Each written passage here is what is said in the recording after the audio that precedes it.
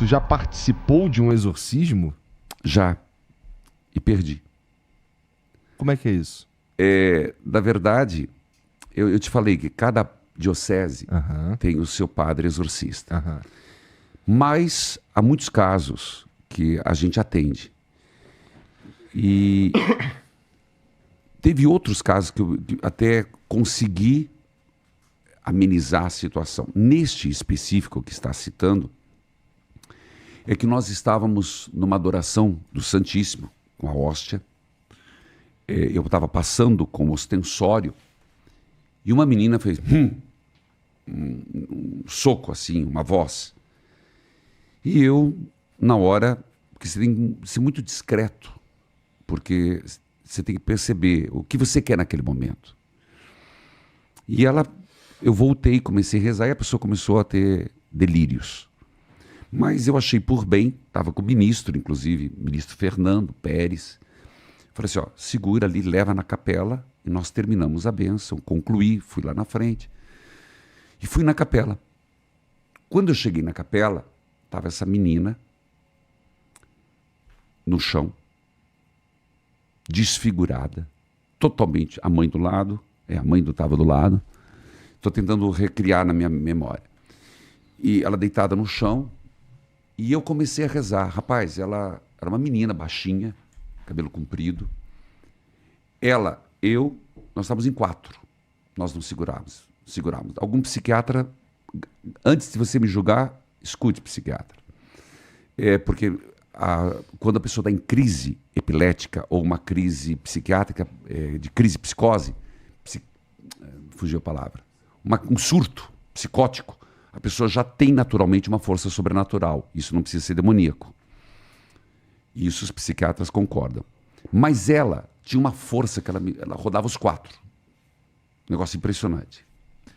E ela começou a me desafiar.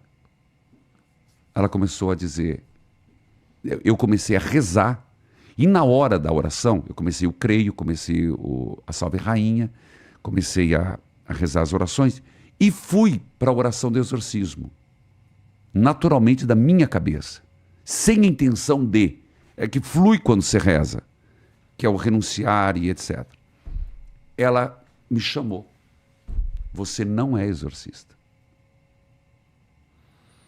Não é exatamente uma oração comum. Por exemplo, eu não a conheço. A gente não fica rezando assim. Então ela está no ritual. Era interessante que ela sabia o que era. Sabia. E eu comecei a dar os precatórios. Precatórios são os comandos de renúncia. Rapaz, essa menina, meu Deus, aquilo, ela cuspia, foi uma coisa horrível. A descrição é das piores. Inclusive, o pessoal fugiu. Quem estava próximo ficou muito medo. Tinha gente que estava saindo, era um corredorzinho que tem que passar pelo local. Pessoal, quando eu vi, eu estava sozinho, eu e poucos. Foi quando, conversando, eu percebi do que se tratava. Inclusive, tem vários testemunhos de pessoas que me acompanham até hoje. Fernanda, Cleusa, etc. E eu negociei. Eu disse, realmente, mas isso não foi tão simples como eu estou contando. E eu disse, eu te peço um dia, deixa ela em paz. E ela vai para o exorcista. Deixa ela em paz. E fui rezando. A menina esmoreceu e voltou normal. Liguei para o exorcista, era o padre Jorge na época. Falei, amanhã o senhor tem que atender. Isso era 10h30, 11 horas da noite. E ele atendeu no outro dia e de fato se confirmou um exorcismo. Que durou 1 ano e pouco. Nossa! 1 ano e pouco. Porque depende o grau do exorcismo ou as circunstâncias do exorcismo, naquilo foi um pacto que tinha sido feito com o diabo, demora-se tempo. Há exorcismos instantâneos, como São João Paulo II fez um exorcismo dentro do Vaticano, numa vez só. Mas não sabia disso também. Isso é fato. Bento XVI também fez um exorcismo. Agora, existe exorcismo que demora até 5 anos, porque são a volta, a reincidência. Porque tem muitos elementos. Um deles, isso diz o Gabriel, é a morte. Ele é um homem de se escutar. Consciência da pessoa de renúncia. O nível do pacto que foi feito. E o grau de vontade de sair.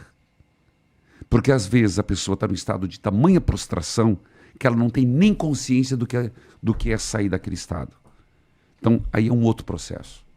Então, esse é o fato que eu estou te contando. Complicado. Que eu presenciei. Já presenciei outros, mas esse foi um que eu contei e conto aqui, porque eu não tenho outra coisa a contar, de que não deu certo. Hoje, a menina frequenta a minha igreja, tranquila, ela, a família, estão muito bem.